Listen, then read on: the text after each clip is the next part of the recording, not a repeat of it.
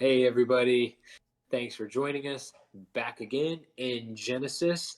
Going to go over 4 more chapters in this journey that we're trying to make of connecting closer to the Creator and just trying to understand who He is, to remove the boxes that men have put around with maybe religion or their own ideologies and those types of things, just trying to read the scriptures for ourselves, internalize it, make it our own, and trying to have that connection with Him in that way. And hopefully it's enjoyable for you along the way, or maybe you have some interesting insights of things that we're missing and you'd like to share those with us.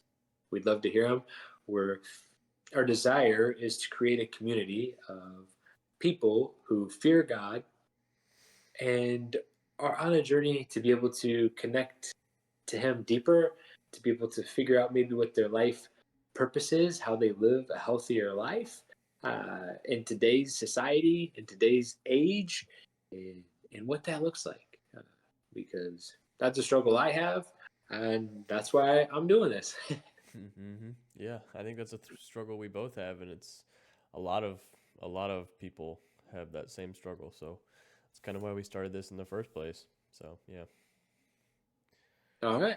So we'll get to it. We're at Genesis chapter 32. It's called Master.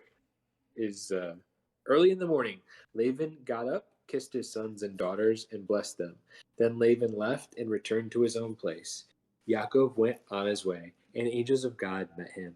When Yaakov saw them, he said, "This is God's camp," and called that place Mechanayim, 2 camps. Yaakov sent messengers ahead of him to Esau, his brother, toward the land of Seir, the country of Edom, with these instructions. Here is what you are to say, my lord. Esau, your servant Yaakov says, I have been living with Laban and have stayed until now. I have cattle, donkeys, and flocks, and male and female servants. I am sending to tell this news to my lord in order to win your favor. The messengers returned to Yaakov, saying, We went to your brother Esau, and he is coming to meet you. With him are 400 men.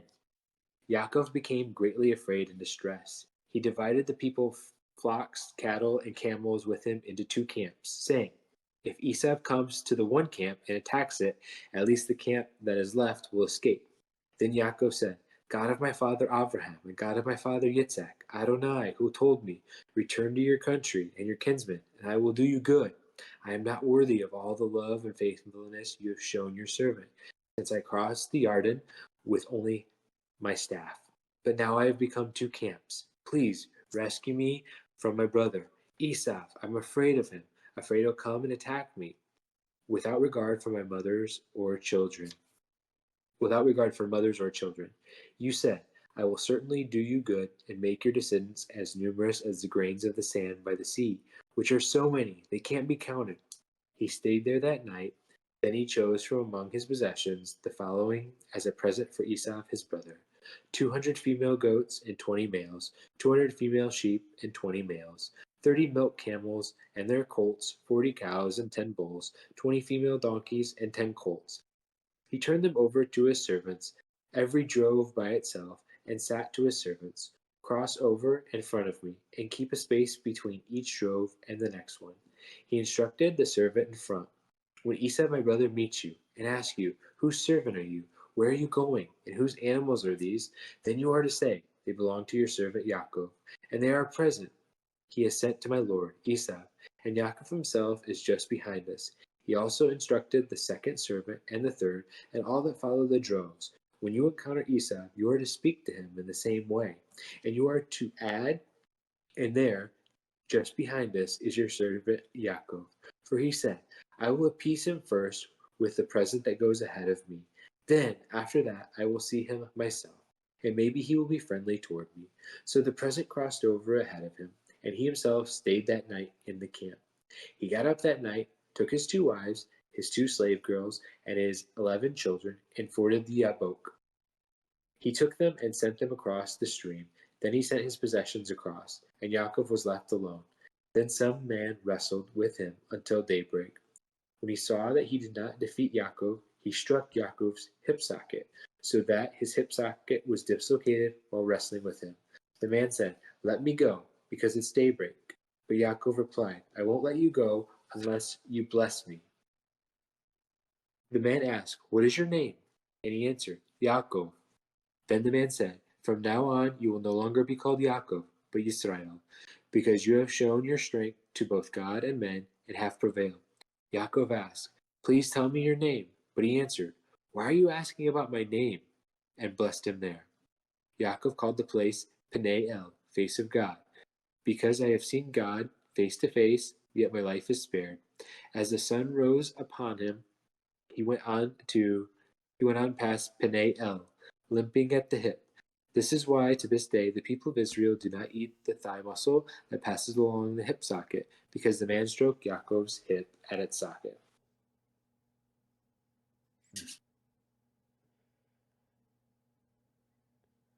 What are your thoughts on that? So there's the idea of Jacob sending all of the people with all of the sheep and calves and all of the livestock and whatnot ahead of him, hoping that it would kind of soften Esau up a little bit so he would be able to kind of reunite with him a little bit more peacefully, which that all kind of makes plenty sense to me. But the second half there is kind of where I get a little bit confused because it's like some random guy just showed up and starts wrestling him in the middle of the night, or I guess I don't really understand that whole debacle. So the thought is that it's an angel, and it's an angel of God, and he was actually wrestling with God. Mm, Is what that thought is about who it was that showed up. But again, and this is something that I kind of struggle with, is this idea of angels. Most of the time, when we think of angels, it's this imaginative being that has been created, whether it's through fairy tales or those types of things. And that's one of the things I really struggle with as being a very logical person, is when we talk about these mystical things, yeah. I just have a really hard time grasping things, because I like things to be able to be simple and logical and to be able to feel them. Like, that's why one of the reasons I like numbers. 2 + 2 = 4. I know if I have two fingers and I put them together, here's four. That I can see it. I can grasp it. It's very understandable to me. Um, but when it comes to an angel, and it's something that I've never experienced, it's just like, how do I try to understand what this is, what it's happened? Because then it's left up to my mind to, and maybe my heart, to be able to have the faith that something like this happens, that these things exist. Yeah. How do they exist? Who's the author of this book that's telling this story? How much do I trust him? You know, it's very similar to like maybe the alien idea and those types of things. It's Mm-hmm. like, in theory, it sounds really cool, but it's like, and I don't want to say that I don't believe it if I don't see it, Right. but because that makes it almost seem like, oh, I don't have faith Right. that it could be. But it's just like, well, can we have full faith when we don't really experience something? Like, I guess maybe an example is if you see someone in love, that's an emotion or a feeling, and you see how they're expressing it, you can kind of see what love is. But really, to understand love, it's about how someone loves you, maybe your family or your parents, and those, and being able to actually feel that from them, Mm. a hug or whatever that affection was, or words of affirmation, gifts. Once you receive it, it's much better. It's much easier to understand it and also give it to others without just trying to comprehend it on your own. Yeah. Yeah, that's kind of where I struggle with it too, is it's not quite to that point of if I don't see it, I don't believe it, because I don't know, I feel like that's kind of one of the main ideas of religion. It's like, well, if everybody saw it and everybody knew it for fact, then religion wouldn't be kind of what it is, because it's like it's having that faith to take that step and say, okay, this is what I believe in, this is what I'm going to devote my life into, without knowing with full certainty, but having the having the ability to decide this is what you believe and this is what you're going to perceive as truth. I feel like that's kind of what religion is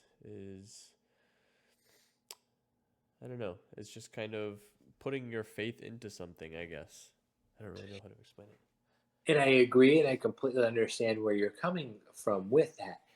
The issue is that when we have these things that are mystical, Mhm. or uh, they're vague, or they're created things that they're very easy to be manipulated and use this control tactics to say, well, I also had an angel that came to me, and this angel expressed to me that we should do this. Mhm. And that's where there starts being issues, because it's like, okay, I haven't experienced this angel. We see that there are angels in the Bible, so we know that they can come. But the question is that, did they come to this person?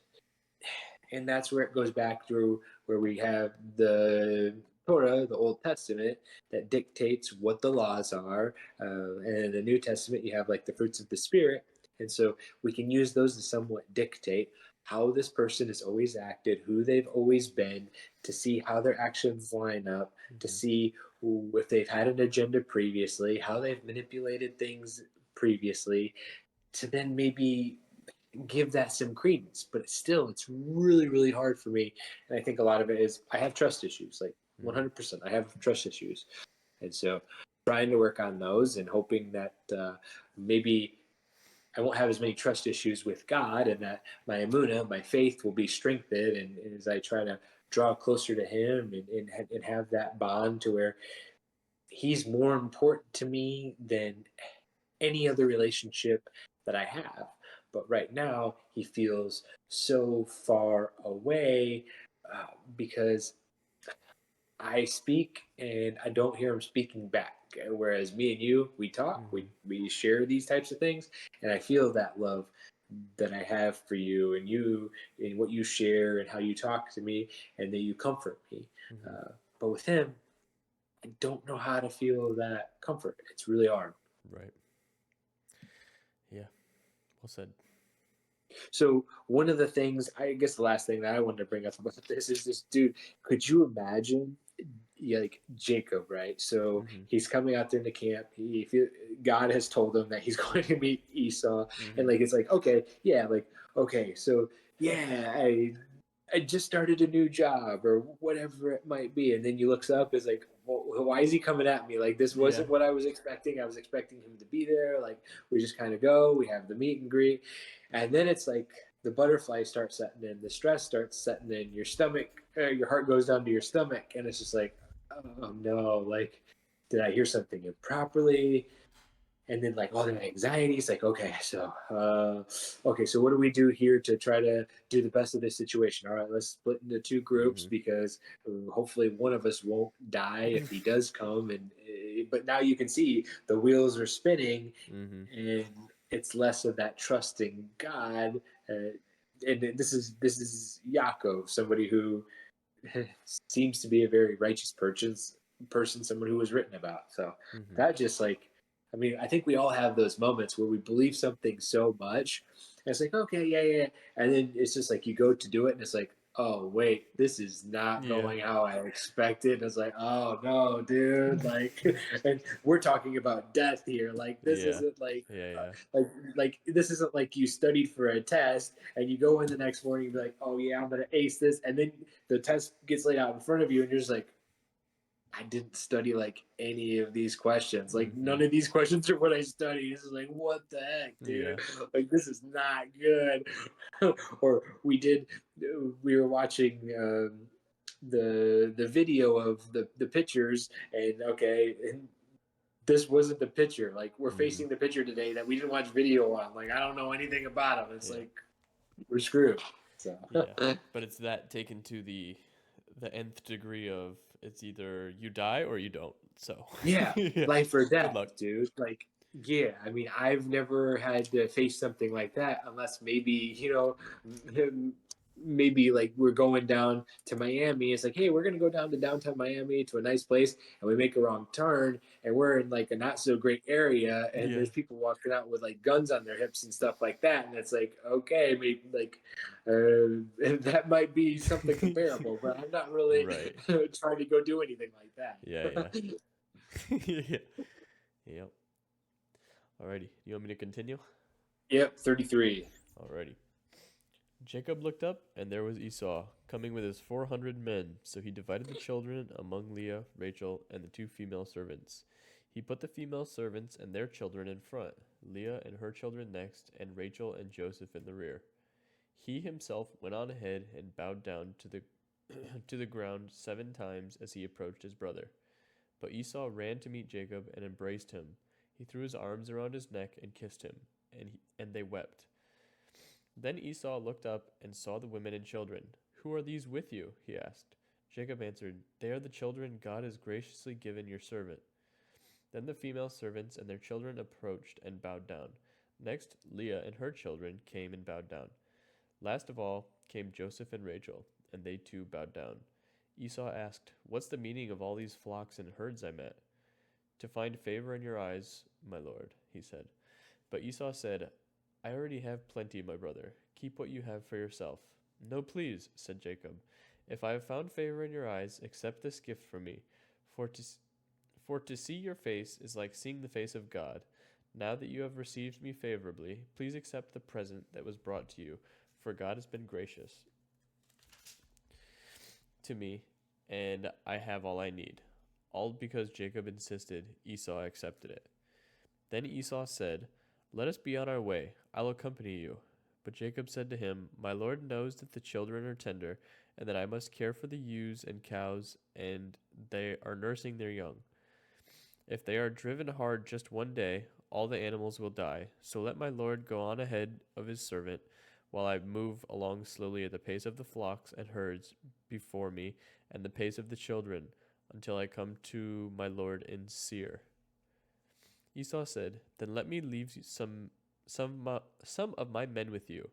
But why do that? Jacob asked. Just let me find favor in the eyes of my lord. So that day Esau started on his way back to Seir.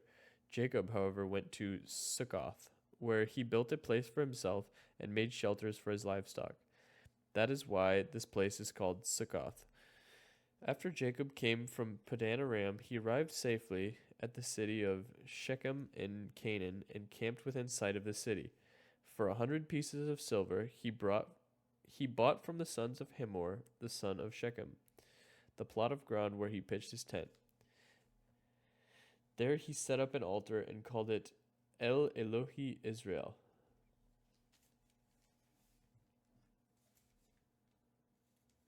And that actually means God, the God of Israel. Oh, okay. That word.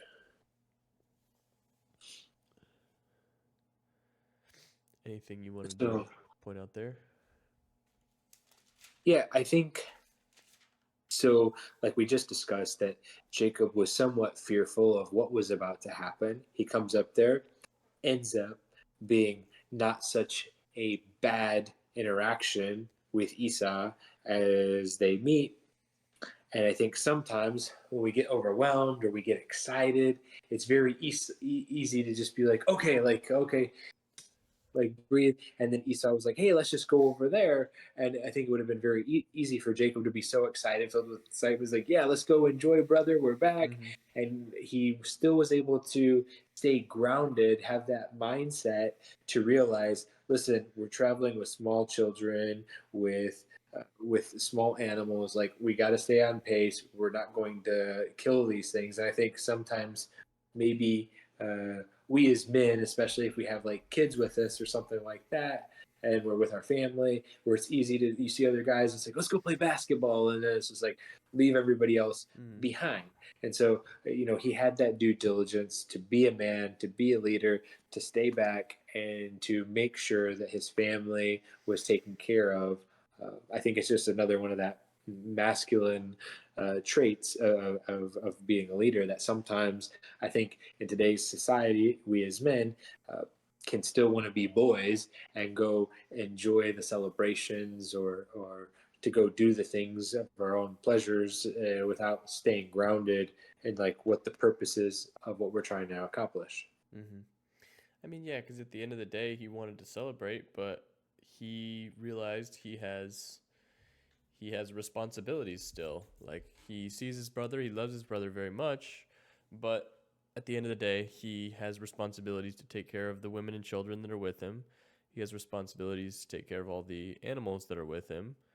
And so that's what he does rather than having those rose colored glasses and just going full bore and hanging out with Esau and going back. He, like you said, stays grounded and just kind of sticks to his schedule and stays at the same pace, which is Yeah, something that's very yeah, admirable. yeah, it is. I think as we get more and more advanced in society, and the more opportunities we have to just use our intellect to be able to have jobs and make money, the more we get to pursue our own pleasures and enjoy life, whatever those pleasures are be. And I think sometimes inside of that, it causes us to want to shy away from responsibilities. Maybe it's having children or a family or even sometimes even pets. I just think about like, okay, it might be nice to have a cat who's gonna cuddle up to me, but Mm-hmm. I don't really want that responsibility because I don't. And I think for me, it's more so a feeling of I don't want to have to leave it alone. Like Mm-hmm. I don't want it to be alone. I like going out and just kind of being able to maybe go out and have a walk or something like that. And I just Right. feel like I don't know. I've always felt this way, dude. Like, if I can't give something 100% my attention, then I don't want to get it. And I've just always really struggled with that because I'm sure there's a lot of cats out there who don't comprehend life like I do, and they would be Mm-hmm. just fine and happy, just like Right. sitting over there and not having all the attention Mm-hmm. or feeling like they're lonely or anything like that. So Yeah. that's just anything else to share with that? Nope. All right, here we go. Chapter 34, busting right through Genesis. One time, Dinah, the daughter of Leah, whom she had borne to Yaakov, went out to visit the local girls. And Shechem, the son of Hamor, the Hivite, the local ruler, saw her, grabbed her, raped her, and humiliated her. But actually, he was strongly attracted to Dinah, the daughter of Yaakov. He fell in love with the girl and tried to win her affection. Shechem spoke with his father Hamor and said, "Get this girl for me. I want her to be my wife." When Yaakov heard that he had defiled Dinah, his daughter, his sons were with his livestock in the field. So Yaakov restrained himself until they came. Hamor, the father of Shechem, went out to Yaakov to speak with him just as Yaakov's sons were coming in from the field. When they heard what had happened, the men were saddened and were very angry at the outrage this man had committed against Israel by raping Yaakov's daughter, something that is simply not done. But Hamor said to them, "My son Shechem's heart is set on your daughter. Please give her to him as wife, and intermarry with us. Give your daughters to us, and take our daughters for yourselves. You will live with us, and the land will be available to you. You'll live, do business, and acquire possessions here." Then Shechem said to her father and brothers, "Only accept me, and I will give whatever you tell me. Ask a large bride price as you like. I'll pay whatever you tell me. Just tell me just let me marry the girl." The sons of Yaakov answered Shechem, Hamor, his father, deceitfully, because he had defiled Dinah with their sister. They said to them, "We can't do it because it would be a disgrace to give our sister to someone who hasn't been circumcised. Only on this condition will we consent to what you're asking, that you become like us by having every male among you get circumcised.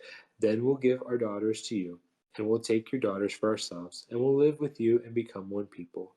But if you won't do as we say and get circumcised, then we'll take our daughter and go away."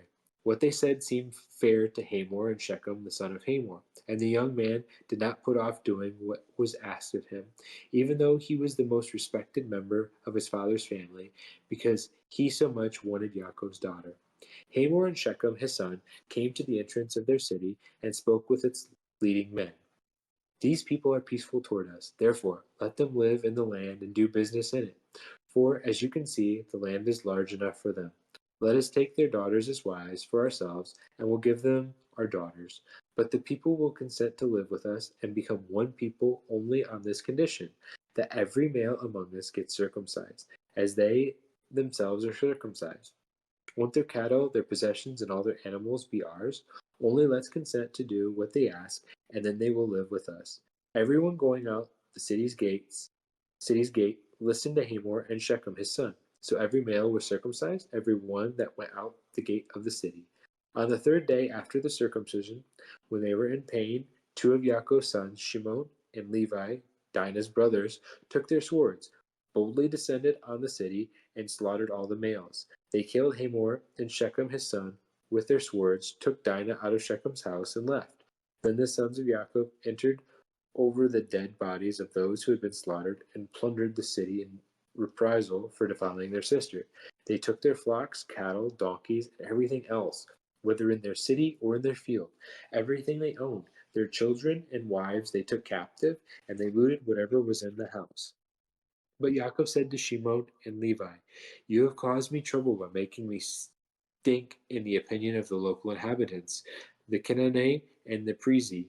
Since I don't have many people, they'll align themselves together against me and attack me, and I will be destroyed, I and my household." They replied, "Should we let our sister be treated like a whore?"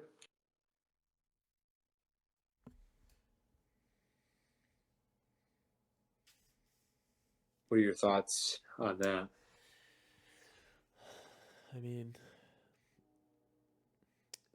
it's it just makes you think like, how would I act if that was my sister or somebody related to me that would have happened to? I mean, I would have Yeah, felt the same exact way. yeah. It's really difficult when someone comes in and purposely tries to hurt you. It's another thing when they come in and they try to, or they do hurt your family, and trying to take advantage of someone, or just doing them something and being manipulative. Hmm.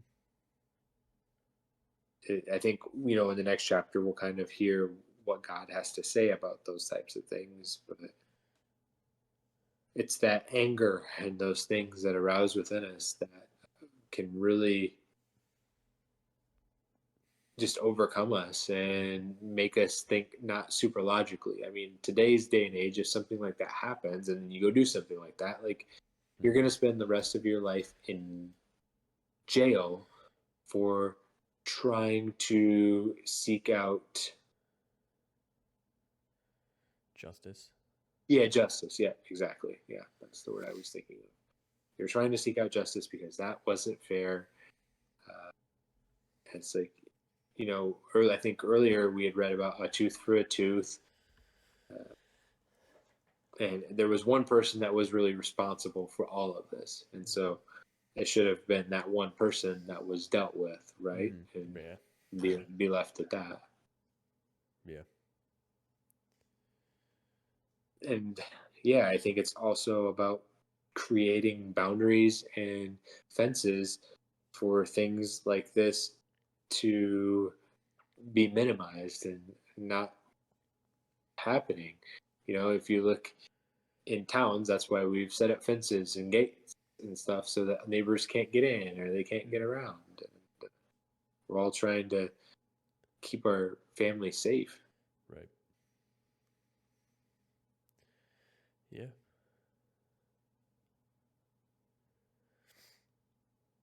Anything else you would want to add? No, that's it. Go ahead with 35. Alrighty. Then God said to Jacob, "Go up to Bethel and settle there, and build an altar there to God, who appeared to you when you were fleeing from your brother Esau."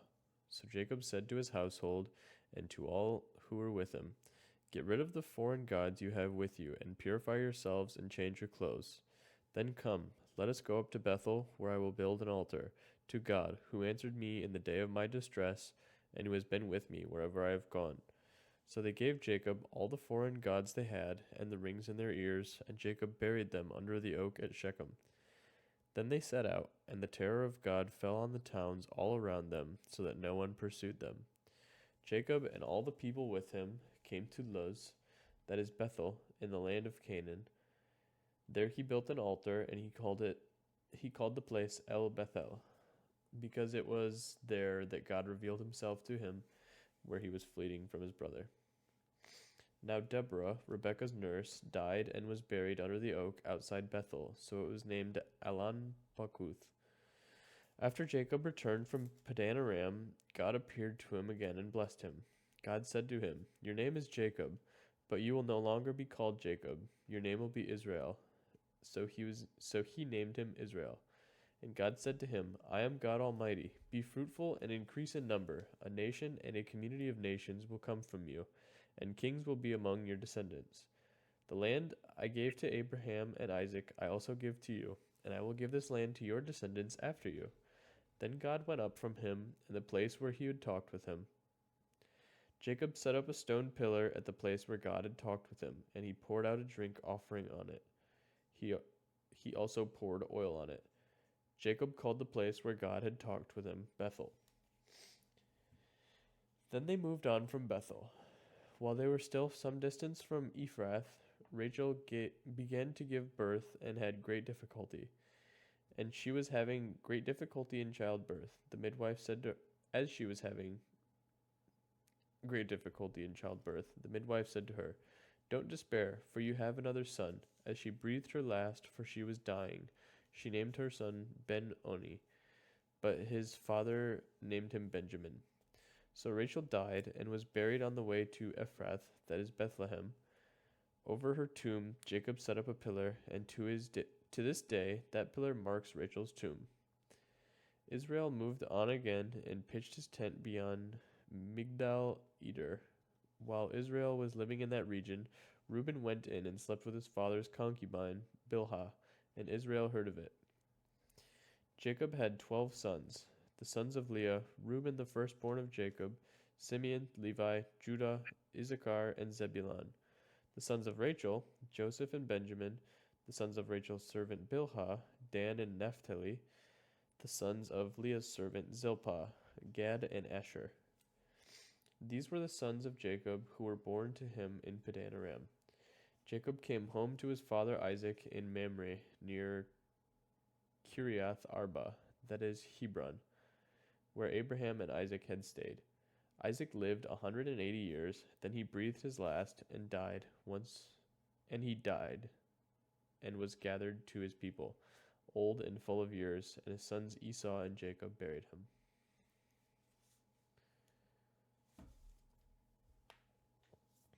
So something that is interesting me, if we go very back to the beginning of this story that we started off in that Jacob and Esau, well, Esau wanted to kill Jacob, so his parents sent to Isaac and Rebecca, Rebecca, right? Rebecca, yeah. Yeah, Isaac and Rebecca decided to send him over to Laban, son, who it seemed like it was a good place to go to find a wife, because we also remember Esau was picking daughters from the the people of that city, and they didn't think that those were a good fit. Right. But that now we're coming back and we're seeing that Laban had like false idols too, and we saw how Laban like treated Jacob during that time, and he wasn't really a super stand-up guy. And so in my mind, I'm just thinking is like, man, like how bad were these people in this city to the point Bless you. where they chose for him to go over there, but this group was also still practicing idolatry. Right. And like, when you think of idolatry, what does that even look like in today's day and age? Yeah. And what is that like? How many things are we doing today that are considered idolatry? And like not staying like close to this and having this written on our hearts and having it memorized and understanding it, and just trying to have that closeness to God as we go out and we try to enjoy our own day-to-day lives. There's a lot of pleasures that we get to take part of, because our lives aren't filled with having to seek out our needs. of working, you know, and just slaving for hoping the next meal comes by or anything like that. Like, Mm-hmm. you think there are poor people out there who do have to do that, but still, it's not to the extent of going out farming, tilling the land, or anything like that. So just finding a job where you can make the money to go then like actually get food. Like Yeah. we're talking about back here, like you had to plant the seed, you had to till the ground, then you had to hope that it would rain. If Mm-hmm. it rained, then you would have to the plants would grow, and then you would have to hope that nothing would destroy it. Mm-hmm. Where the poor now they get the money, and like all they have to do is just make it to the closest grocery store, and their mouths are fed. Right. Yeah.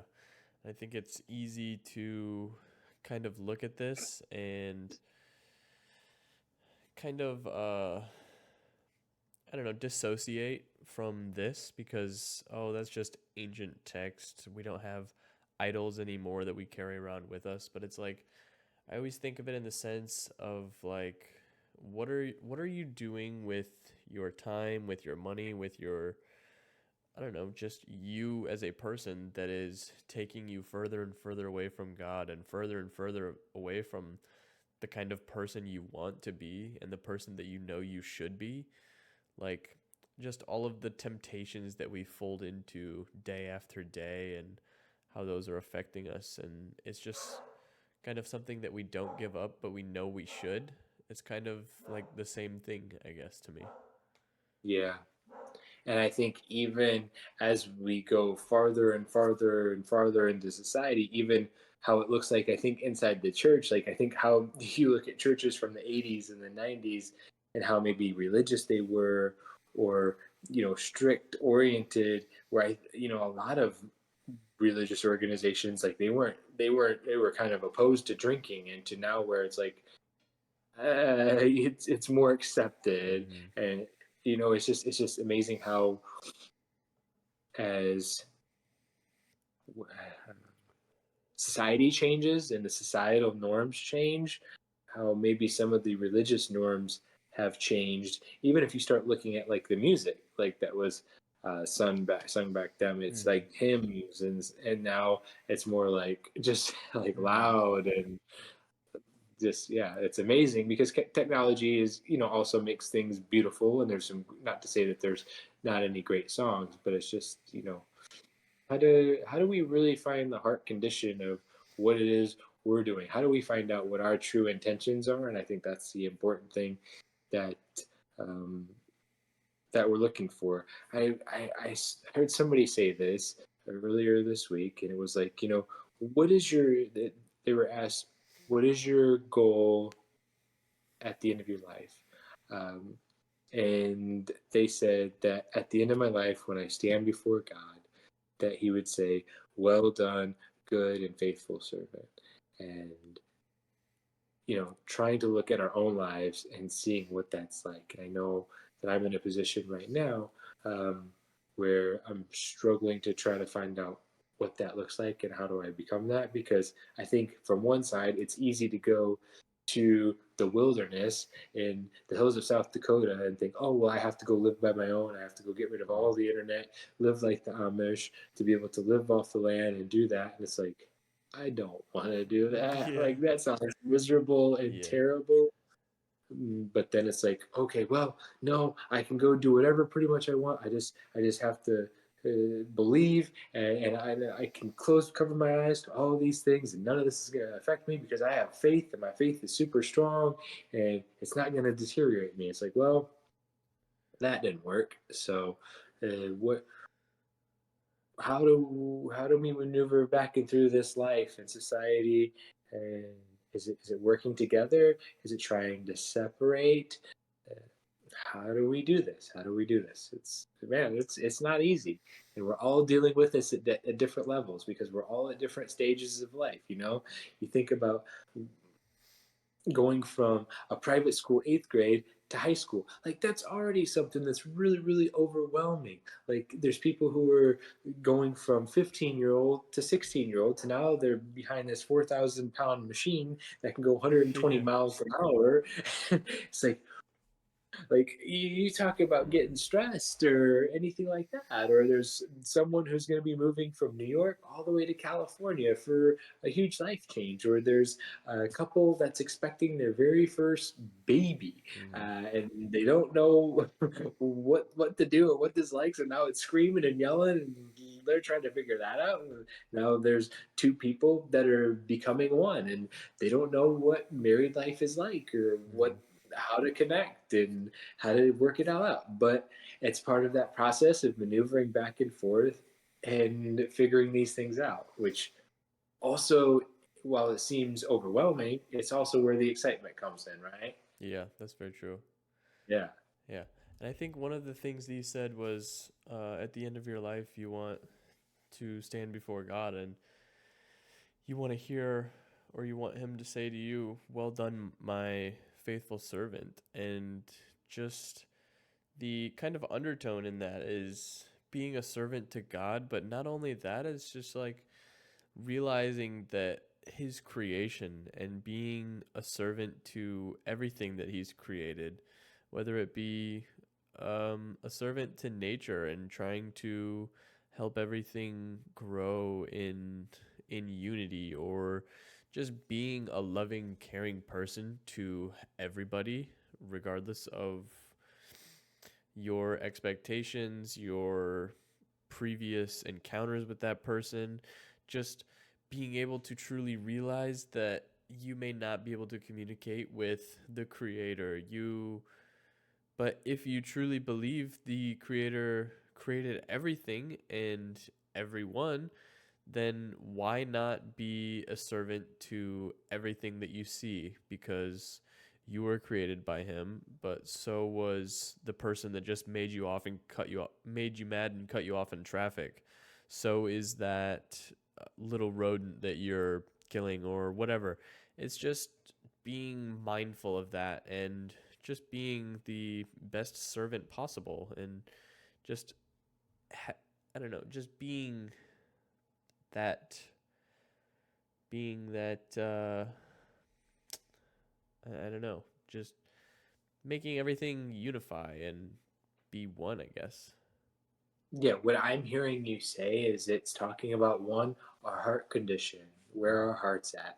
If we believe in ultimate creator, we also believe that everything that he has given, that he has afforded us, is special and it's a blessing and we should be grateful for it. Mm, Whether the new Bible we got or the car that we got, and taking care of it and washing it and not just using it.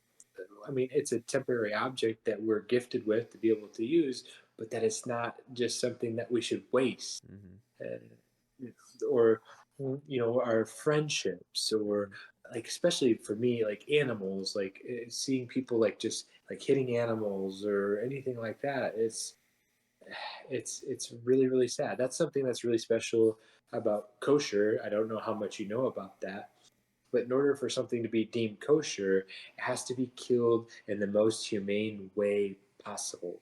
And so it has to be with the sharpest knife, and they figure out where you cut the animal on a specific spot so it dies as quickly as possible. And if it doesn't, then it's not labeled kosher. And so mm, it's to me, it's very assuring that the best has been done to make sure an animal is taken care of in a humane way. Whereas kosher is obviously more expensive. You have to go to specific grocery stores to be able to get it. And I'm not saying, ordained or anything like that, but the idea of how you treat things from the creator, if you believe that's where he is, it's important to realize that everybody else is in a different spot in life and that we can be empathetic mm, to the things that they're dealing with. And we don't know everything about what they're going through, that they may be like there may be a Vietnam vet who's sitting in your apartment complex who always seems to be a grump and he's always complaining about things. But did you go through what he went through however many years ago? Like, could you imagine the things that he's seen, the things that he's done, right. and how that's impacted his life forever? Mm-hmm, Like, no, I can't.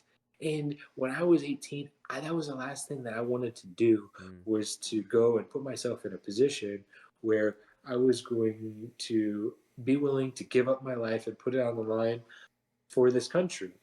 Unfortunate to say, I didn't have that belief, and he did.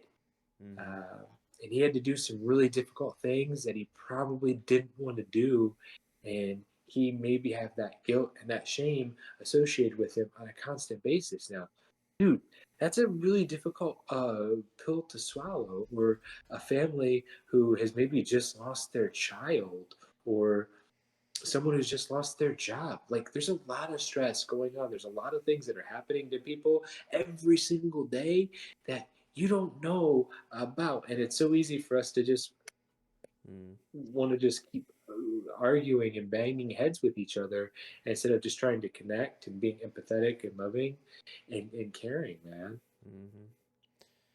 So, I mean, at the end of the day, regardless of what's going on in your life, everybody around you, you see, there's a little bit of, regardless of how different everybody seems to be on the surface level, there's a little bit of you and everybody else, and there's a little bit of everybody else inside of you.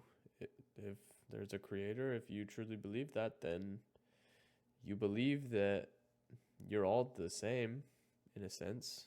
It's so why would you treat yourself with such negligence and just n- not a care in the world, it seems like sometimes. So, As connected as we all are, we all go back to a bed where we mm-hmm. lay there by ourselves. If maybe we have someone next to us, but we're all going to sleep by ourselves. We're all having the same dreams by ourselves, to where we're just an individual, and we're all here by ourselves. Is that I'm going to leave this earth on a different day than you leave the earth, Jake. And I was here for however many years that was, here in my own being, in my own body, by myself. The connections, the impact that I made is important.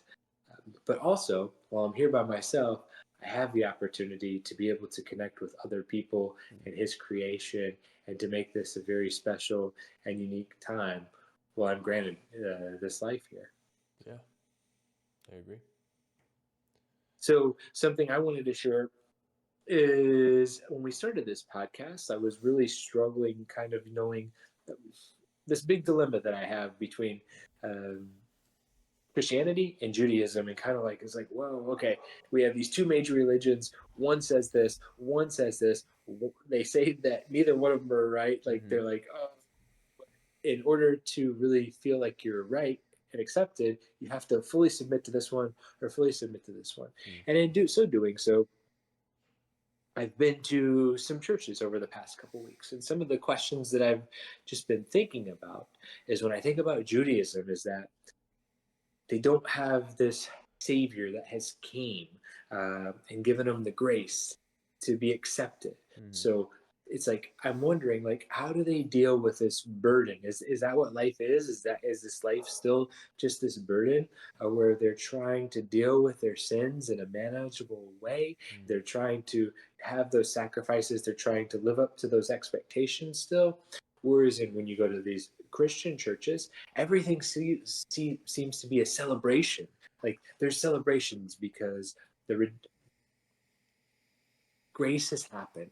The Savior has been here. We have that redemption. And so we're celebrating that because our sins don't bring the pain that they used to bring. But sometimes when I see that, I also see that it seems like they're overlooking the Mm-hmm. the burdens of what sin causes, not only to ourselves but to the people we affect, and Right. how it affects God. Is that, yes, maybe it is forgiven, and we do have that, it still affects. And so sometimes I think that just kind of the blinders just kind of go right over that fact of having to do that self-reflection for the things that we've done. uh, it's just an interesting complex that, Mm-hmm. as we go through this study, these are one things, as we have guests on the show, I want to be able to ask them these types of things, because I wonder what they would say, and how they feel. And I'm excited to be able to search this from people who are deep inside of these religions Right. to see how they feel or how they explain these things. Right. Yeah, that makes sense. So, yeah. Hmm. Nice. Alrighty. All right. Well, Well, that's all I have for tonight. alrighty. Well, then I guess we'll see you guys next week. Yep. All right. Lala Tone, everybody. See you, everybody.